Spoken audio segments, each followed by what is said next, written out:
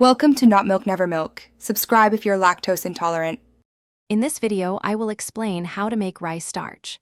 This process begins with selecting the right type of rice and preparing it for the initial steps. You'll need to soak the rice thoroughly, which is crucial for softening the grains and making the starch extraction easier. Remember to refresh the water regularly to ensure cleanliness and optimal results throughout this important first stage of preparation.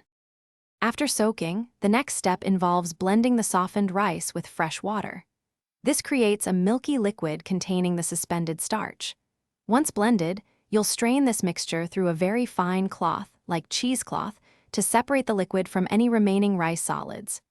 Repeating the straining process ensures a much purer starch, free from impurities, which is key for a high-quality end product.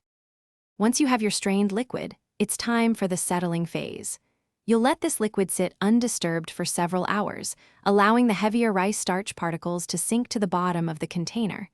A distinct white layer of starch will form, with clear water above it. Gently decant or pour off this clear water, being careful not to disturb the settled starch layer below. This step isolates the raw starch. Finally, you'll dry the wet rice starch. Carefully scoop out the thick, wet starch paste and spread it thinly onto a clean, flat surface. An oven tray lined with parchment paper works well.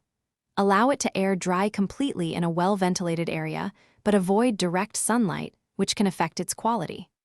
Once fully dry, you can break up any clumps to create a fine, powdery rice starch, ready for use. Thanks for watching. If this was helpful, leave a like and consider subscribing. See you next time.